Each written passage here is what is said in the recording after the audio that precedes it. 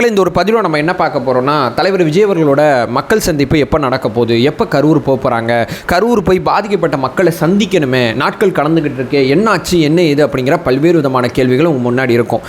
நான் ஒரே ஒரு விஷயம் சொல்லவா, இன்னைக்கு இந்த நொடி தலைவர் விஜய் அவர்களுக்கு பர்மிஷன் கொடுத்தா ஓடி போய் கரூரில் பாதிக்கப்பட்ட மக்களை சந்திச்சிருவார். அதுதான் அவரோட மனநிலை. அதுக்கு தான் அவர் தன்னால் முடிஞ்ச அளவு முயற்சி பண்ணிகிட்டு இருக்கார் அப்படிங்கிறத இந்த வீடியோ ஆரம்பத்தில் சொல்லிடுறேன். இந்த வீடியோவில் நம்ம என்ன பார்க்க போகிறோம்னா, 4 மிக முக்கியமான செய்திகளை இந்த வீடியோவில் நான் உங்கள்கிட்ட கொண்டு வந்து சேர்க்க வேண்டியது இருக்குது. இந்த 4 செய்தியுமே உண்மைத்தன்மை இருக்கக்கூடிய செய்தி.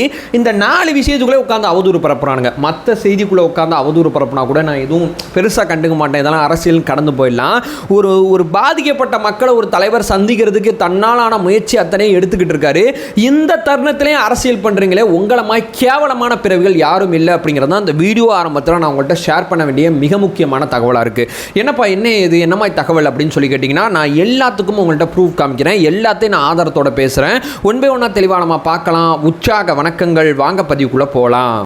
இப்போ முதல் விஷயம் மக்களே, இந்த யூடியூப் ப்ரோட்டஸ்ட்னு ஒரு நபர் இருக்கார்ல, அவர் ஒரு செய்தி ஒன்று போட்டிருப்பார். இந்த செய்தியை நீங்கள் அத்தனை பேருமே பார்த்துருப்பீங்க. இந்த குடும்பத்தை தலைவர் விஜய் அவர்கள் வீடியோ காலில் பார்க்கல, பேசலை அப்படிங்கிற செய்தியை பரப்பி விடுறார். காரணம், இந்த குடும்பம் எஸ்சி அப்படிங்கிற தகவலை சொல்கிறாரு. இந்த 41 குடும்பங்கள் இருக்காங்கல்ல, இதில் கிட்டத்தட்ட 12 குடும்பங்கள் எஸ்சி. அதாவது எஸ்சினால் தாவேக்க புறக்கணிக்குது அப்படிலாம் எதுவுமே கிடையாது. முதல் நாள் தலைவர் விஜய் அவர்கள் 33 குடும்பங்களில் வீடியோ காலில் பேசிட்டாங்க. அடுத்த நாள் தலைவர் விஜய் அவர்கள் பெண்டிங்காக இருக்கக்கூடிய அத்தனை குடும்பங்கள் அத்தனையுமே வீடியோ கால் மூலம் கனெக்ட் பண்ணி பேசிட்டாரு. 41 குடும்பத்தையுமே நம்ம சந்திச்சுட்டு பேசிட்டோம். அதாவது நம்ம 33 குடும்பத்தை சந்திச்சு பேசிகிட்டே இருக்கும்போது மிச்ச குடும்பங்களை நம்ம சந்திக்காம தானே இருப்போம். அப்படிப்பட்ட ஒரு குடும்பத்தில் ஒரு வீடியோ எடுத்து இந்த மாதிரி பரப்பி விட்டுக்கிட்டு இருக்காங்க. ஸோ அஜெண்டாக்கு பலியாகி பாதிக்கப்பட்ட மக்கள் இப்படி போகிறது அப்படி போகிறது, அவங்களுக்கு பாவம், அவங்க ஆல்ரெடி மன உளைச்சலில் இருக்காங்க. அவங்கள்ட்ட போய் தவறான தகவலை சொல்லி அவங்கள பிரெயின் வாஷ் பண்ணி இந்த மாதிரி வீடியோக்கள்லாம் இவங்க கிரியேட் பண்ணிட்டு இருக்காங்க. ஆனால் தலைவர் விஜய் அவர்கள் 41 குடும்பத்தை நேற்றைய தினம் சந்தித்து பேசிட்டாரு.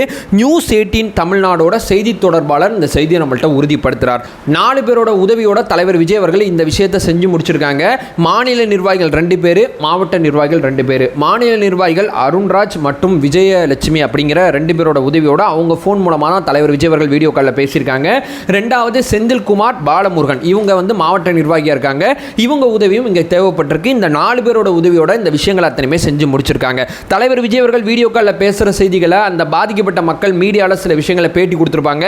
அந்த பேட்டியை பார்த்த ஒவ்வொருத்தவங்களுக்கும் எவ்வளவு மன உளைச்சலோட தலைவர் விஜய் அவர்கள் இந்த செய்தியை அணுகியிருக்காங்க அப்படிங்கிற செய்தி உங்களுக்கு நிச்சயமாக வந்து சேர்ந்திருக்கும். அவர் 15 to 20 நிமிஷம் பேசினாருங்க. ஒரு கட்டத்தில் உடஞ்சி அழுக ஆரம்பிச்சிட்டாருங்க. நாங்கள் தேர்த்தணுங்க, அவரை நாங்கள் தான் பாதிக்கப்பட்டோம், எங்களை சந்திக்கும் போது அந்த மனுஷன் உடஞ்சிட்டாருங்க. குழந்தையோட புகைப்படங்கள் காமிக்கும் போது அவரால் முடியலங்க, கண்ணீர் விட்டு அழுக ஆரம்பிச்சிட்டாருங்க அப்படின்னு சொல்லி பாதிக்கப்பட்ட மக்கள் நாங்கள் தாங்க அவரை தேர்த்துற சூழ்நிலைக்கு தள்ளப்பட்டோம் அப்படிங்கிற செய்தியை பதிவு செஞ்சாங்க. இது மட்டும் இல்லாமல் ஒவ்வொரு குடும்பத்திலையும் தன்னாலான உதவிகள் அத்தனையுமே நான் செய்வேன், உங்களுக்கு கண்டிப்பாக நான் உறுதுணையாக இருப்பேன் அப்படிங்கிற விஷயங்கள் அத்தனையுமே தலைவர் விஜய் அவர்கள் சொல்லி முடிச்சிருக்காங்க. அதை தாண்டி கூடிய விரைவில் உங்களை சந்திக்கிறேன் அப்படிங்கிற உத்தரவாதத்தை அவங்களுக்கு கொடுத்துருக்காங்க. இதுக்குள்ளே உட்காந்து ஒரு குடும்பம் நம்ம இன்னும் பார்க்காத ஒரு குடும்பத்துக்குள்ளே தவறான தகவலை சொல்லி கேமரா முன்னாடி உட்கார வச்சு அவங்கள்ட்ட இந்த மாதிரி தவறான விஷயங்கள் அத்தனையுமே செஞ்சுக்கிட்டு இருக்காங்க அப்படிங்கிறது என்னுடைய முதல் பாயிண்டாக இருக்குது. இப்போ 2வது, இப்போது நம்ம எப்போ தான் பார்க்க போகிறோம், என்ன தான் செய்ய போகிறோம் அப்படின்னு சொல்லி மிக முக்கியமான கேள்வி இருக்குது. என்ன இப்போது இதில் இவர் இருக்கார்ல, அண்ணாமலை இருக்கார்ல, இவர் போகிறாங்கன்னா போக வேண்டியதானே, யார் தடுத்தா அப்படிங்கிறது அண்ணாமலை பேசுகிறாரு. இன்னொன்று பக்கம் பார்த்தீங்கன்னா அந்த கட்சியோட மாநில தலைவர் என்ன பேசுகிறாருன்னா, இல்லைங்க அவர் உயிருக்கே ஆபத்து அப்படிங்கிற விஷயத்த பேசுகிறாங்க. ஒரு கட்சிக்குள்ளே 2 முரண்பாடு இருக்குது. இந்த மாதிரி என்ன விஷயம் போயிட்டுருக்கு, எது நடக்குது அப்படிங்கிற புரிதல் இல்லாமல் இந்த மாதிரி செய்திகளை கிரியேட் பண்ணிகிட்டு இருக்காங்க அப்படிங்கிறது நான் இங்கே பதிவு செய்கிறேன். அதாவது டிஜிபி அலுவலகத்துக்கு நம்ம மெயில் மூலமாக தலைவர் விஜய் அவர்கள் கரூர் போகணும்னு நினைக்கிறாரு, அதற்கு தேவைப்படுற அத்தனை விஷயங்களை செஞ்சு கொடுங்க அப்படின்னு சொல்லி ஒரு கோரிக்கை மனு நம்ம சாஃப்ட் காப்பியாகவும் கொடுத்துருக்கோம், ஹார்ட் காப்பியாகவும் கொடுத்துருக்கோம். அதை பார்த்துட்டு டிஜிபி அலுவலகம் தலைவர் விஜய் அவர்களுக்கு பதில் மனு கொடுத்துருக்காங்க. இதை நீங்கள் மாலை முரசு செய்தித்தாளையும் தினகரன் செய்தித்தாளையும் உங்களால் உறுதிப்படுத்த முடியும். பதில் மனுவில் என்ன செஞ்சுருக்காங்கன்னா, உங்களோட பெட்டிஷன் பார்த்தேன், நீங்கள் கரூர் எஸ்பியை டேரெக்டாக கான்டாக்ட் பண்ணுங்கள், என்ன மாதிரி டீட்டெயில் சொல்லுங்கள், என்ன நிகழ்ச்சி, எப்போ போக போகிறீங்க, எந்த இடத்துல மீட் பண்ண போகிறீங்கன்னு சொல்லி உங்களுடைய நிகழ்ச்சி திரளோடு நீங்கள் போய் அவங்கள மீட் பண்ணுங்கள், அவங்க தேவைப்படுற அத்தனை விஷயத்தை செஞ்சு கொடுப்பாங்க அப்படின்னு சொல்லி டிஜிபி அலுவலகம் நமக்கு பதில் மனு தாக்கல் பண்ணியிருக்கு. அதாவது பதில் சொல்லியிருக்கு அப்படின்னு சொல்லி நம்ம புரிஞ்சுக்கலாம். இப்போ 3வது மிக முக்கியமான விஷயம், நம்ம தலைவர் விஜய் அவர்கள் இந்த மாதிரி பாதுகாப்பு கேட்டார், அந்த மாதிரி பாதுகாப்பு கேட்டார் அப்படின்னு சொல்லி ஒரு செய்தியை கசிய விடுறாங்க. ரொம்ப தெளிவாக நான் சொல்லிடுறேன். அருண்ராஜ் அவர்கள் பேட்டியை பார்த்த அத்தனை பேருக்குமே நல்லா தெளிவாக தெரியும். வேற ஒரு குடும்பம் வேற ஒரு நபருக்கு இந்த மாதிரி ஒரு கூட்ட நெரிசலுக்குள்ள சிக்கி மூச்சு திணறி இறந்து போகிறோட கொடூரமான சாவு வேற எந்த சாவும் கிடையாது. மூச்சுட முடியாமல் தண்ணிக்கு ஏங்கி தவிச்சு செத்து போகிற சாவு இருக்குல்ல, அந்த சாவு இனிமேல் இந்த உலகத்தில் யாருக்குமே நடக்க நடக்கக்கூடாது அப்படிங்கிறது தான் நம்ம எண்ண ஓட்டம். நம்ம கூட்டத்தில் மீண்டும் ஒரு முறை அந்த மாதிரி எந்த அசம்பாவிதமும் நடந்துடக்கூடாது அப்படிங்கிறதுக்காண்டி எங்கள் தலைவர் விஜய் அவர்கள் அங்கே போகிறதுக்கு முன்னாடி போலீஸ்காரங்க சைட்லேருந்து ஒரு டீமு, நம்ம சைட்லேருந்து ஒரு டீம், நம்ம இந்த மாதிரி நிகழ்ச்சி பிளான் பண்ணியிருக்கோம், எந்த மாதிரி பாதுகாப்பு கொடுக்கலாம், 2 பேரும் பரஸ்பரம் விவாதித்து தலைவர் விஜய் அவர்களோட வருகை சார்ந்த விஷயம், பாதுகாப்பு சார்ந்த விஷயத்தை உறுதிப்படுத்தணும், ஒரு கமிட்டி லெவல் மீட்டிங் நடத்தணும் அப்படின்னு சொல்லி நம்ம கட்சி கோரிக்கை வைத்திருக்காங்க. அவங்களும் உங்களுடைய நிகழ்ச்சி சார்ந்த விஷயங்கள் அத்தனையுமே நீங்கள் எடுத்துகிட்டு வாங்க, நம்ம அமர்ந்து பேசி ஒரு முடிவுக்கு வரலாம் அப்படிங்கிற தகவலை சொல்லியிருக்காங்க அப்படின்னு சொல்லி மீடியாக்கள் அத்தனையுமே செய்தியை சொல்கிறாங்க. அதுக்குள்ளே இந்த டீம் என்ன பண்ணுறாங்க, தலைவர் விஜய் அவர்கள் இந்த மாதிரி பாதுகாப்பு கேட்டார், அந்த மாதிரி பாதுகாப்பு கேட்டார் அப்படின்னு சொல்லி செய்தியை கசிய விடுறாங்க. அவர் எந்த மாதிரி பாதுகாப்பு கேட்டாலும் மீண்டும் ஒரு உயிர் போயிடக்கூடாது அப்படிங்கிறது தான் எங்களுடைய மனசில் இருக்கக்கூடிய ஆதங்கமாக இருக்குது. அவர் ஒரு குடும்பத்தை ஒரு இடத்துல உட்கார வச்சு சந்திக்கிறாரு, வீடு வீடாக போய் பார்க்கணுமே, ஏதாவது நடைமுறைக்கு ஒவ்வாத ஒரு விஷயத்தை விமர்சிக்கணுங்கிறதுக்காண்டி உட்காந்து விமர்சிச்சுட்டு இருக்காங்க. 41 குடும்பத்தையும் ஒரு இடத்துல வச்சு தான் அவரால் பார்க்க முடியும். ஏன்னா 41 குடும்பமும் ஒவ்வொரு பகுதியில் இருக்குது. ஒவ்வொரு பகுதிக்கும் வண்டி எடுத்துகிட்டு அவர் போனார்னா என்ன நடக்கும் அப்படிங்கிறது நான் சொல்லி உங்களுக்கு தெரிய வேண்டியது கிடையாது. இந்த குடும்பங்கள் அத்தனை பேரும் நம்ம சந்திக்கும் போது கேமரா எதுவும் வேணாங்க, நான் பர்சனலாக உங்களை மீட் பண்ணணும்னு நினைக்கிறேன். உங்களுக்கு ஆல்ரெடி ஒன்று தெரியும், அதாவது இந்த லாக்அப் டெத்தில் வந்து தலைவர் விஜய் அவர்கள் வந்து பனையூர் அலுவலகத்தில் சில பேரை சந்தித்து பேசினாங்க. அது சார்ந்த புகைப்படங்கள் அத்தனையுமே வெளியே வந்திருக்காரு, வீடியோ அத்தனையுமே வெளியே வந்திருக்காது.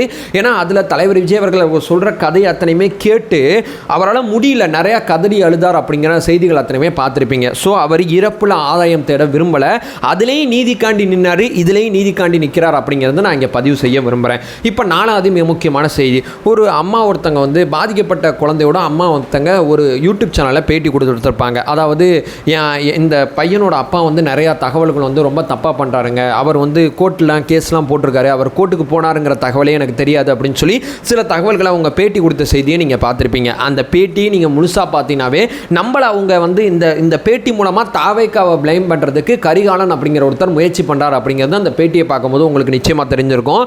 அந்த பேட்டியை நல்லா கவனித்து பார்த்தீங்கன்னாவே அந்த அம்மாவை முதல்ல அணுகிறது நம்ம தான் அவங்கள்ட்ட வந்து ஏம்மா உங்கள் பையன் இறந்து போனதுக்கு இந்த பையனோட அப்பா வந்து வழக்கு போட்டிருக்காரு உச்சநீதிமன்றத்தில், சிபிஐ விசாரணை கேட்டு இந்த தகவல் உங்களுக்கு தெரியுமா அப்படிங்கிற ஒரு விஷயத்த சொல்கிறாங்க. இதில் அந்த பையனோட ஏஜும் தப்பாக கொடுத்துருக்காங்களே அப்படிங்கிற ஒரு விஷயத்த சொல்கிறாங்க. இழப்பீடு வந்து எனக்கு தான் கொடுக்கணும்னு சொல்லி அவங்க அப்பா கேட்குறாரு. எது உண்மை எது என்ன, எது நீங்கள் இந்த பையனை வளர்த்தீங்களா அல்லது அந்த அப்பா இருக்கார்ல அவர் வளர்த்தாரா, என்ன உண்மை அப்படிங்கிறத கேட்கும் போது இவங்க 2 பேருக்குள்ளேயுமே ஒரு குடும்ப தகராறு இருந்திருக்கு அப்படிங்கிற செய்தி நமக்கு வெளியே தெரிய வருது. ரொம்ப வருஷமாக பிரிஞ்சு வாழ்ந்துக்கிட்டு இருக்காங்க. ஸோ ஒரு இழப்பீடுக்காண்டி இவரோட தந்தை, இந்த பையனை வளர்க்காத அந்த தந்தை வந்து இவங்க வந்து நீதிமன்றம் போயிருக்காங்க அப்படிங்கிறத அந்த அம்மாவுக்கு சொன்னதே தாவேக்கா தான். அப்போ அந்த அப்பாவை தாவேக்கா பின்னாலேருந்து இயக்குது, இவர் மூலமாக வழக்கு பதிவு செய்ய சொல்லுது, இப்படி பண்ண சொல்லுது, அப்படி பண்ண சொல்லுதுன்னு சொல்லி அந்த பெண்மணிக்கு வீடியோ கால் மூலமாக தலைவர் விஜய் அவர்கள் ஆறுதல் சொல்லி இந்த தகவல்கள் அத்தனையுமே கேட்டு இதெல்லாம் உண்மையா அப்படிங்கிறத கேட்டு, இல்லைங்க அவங்க மறுத்து நம்ம தலைவர்கிட்ட சொல்லியிருக்காங்க, நம்ம நிர்வாகிகள்கிட்ட சொல்லியிருக்காங்க, நீங்கள் கவலைப்படாதீங்க, உங்களுக்கு என்ன உதவி தேவைப்படுமோ அதை நாங்கள் நிச்சயமாக செய்வோம், நீங்கள் தான் குழந்தைய வளர்த்துருக்கீங்க அப்படிங்கிறதுக்காண்டி ஆதாரங்களை மட்டும் எங்களுக்கு சப்மிட் பண்ணுங்கள். ஏன்னா நாங்கள் வந்து எங்கள் சைட்லேருந்து நிவாரணம் நாங்கள் அறிவிச்சிருக்கோம், 20 லட்ச ரூபா அறிவிச்சிருக்கோம், அதை நாங்கள் உங்களுக்கு கண்டிப்பாக கொடுக்க வேண்டிய தேவை இருக்குது. பணம் வந்து நிச்சயமாக வந்து இந்த விஷயங்கள் அத்தனையுமே சரிப்படுத்தாது, இருந்தாலும் எங்களோட மன நிம்மதிக்காண்டி இந்த பணத்தை நாங்கள் கொடுக்குறோம் அப்படின்னு சொல்லி அந்த அம்மாட்ட பேசியிருக்காங்க. பட் அந்த அப்பான ஒரு கேரக்டர் ஒருத்தர் நிவாரணம் கேட்டு போயிருக்கார்ல, அந்த விஷயத்தை தாவேக்கா தான் அந்த அம்மாட்டே சொல்லியிருக்க அப்படிங்கிறத மீண்டும் ஒரு முறை சொல்கிறேன். இதுக்குள்ளே ஒரு அஜெண்டா வச்சு, இதுக்குள்ளே ஒரு செய்தியை வச்சு நமக்கு எதிராக வந்து இந்த அப்பாவை வச்சு இயக்குறாங்க, அதை பண்ணுறாங்க, இதை பண்ணுறாங்க அப்படிங்கிற ஒரு தகவலை பரப்பி விடுறாங்க. ஸோ மிக முக்கியமாக நான் சொல்ல வந்தது ஒரு விஷயம் தான், பாதிக்கப்பட்ட குடும்பங்கள் அத்தனை பேருமே தலைவர் விஜய் அவர்கள் வீடியோ காலில் பேசிட்டாங்க. பாதிக்கப்பட்ட பெண்மணியோட அப்பா ஒருத்தர் வந்து கோர்ட்டுக்கு போகும்போது அந்த அவேர்னஸை அந்த அம்மாவுக்கு சொன்னதே தாவேக்கா அப்படிங்கிறத நான் இங்கே பதிவு செஞ்சிடறேன். டிஜிபி அலுவலகம் மூலமாக ஒரு கமிட்டி மூலமாக தலைவர் விஜய் அவர்களோட கரூர் சந்திப்பு சார்ந்த டிஸ்கஷனுக்கு அப்புறம் தலைவர் விஜய் அவர்களோட கரூர் சந்திப்பு நடக்கும் அப்படிங்கிற 3வது ஒரு செய்தியை சொல்லிட்டு இந்த வீடியோ நான் என் பண்ணிக்கிறேன். நம்ம சேனலை ஃபர்தராக ஃபாலோ பண்ணிங்கன்னா டிவிக்கு சார்ந்த மிக முக்கியமான பல பதிவுகளை பார்த்துட்ருக்கோம்.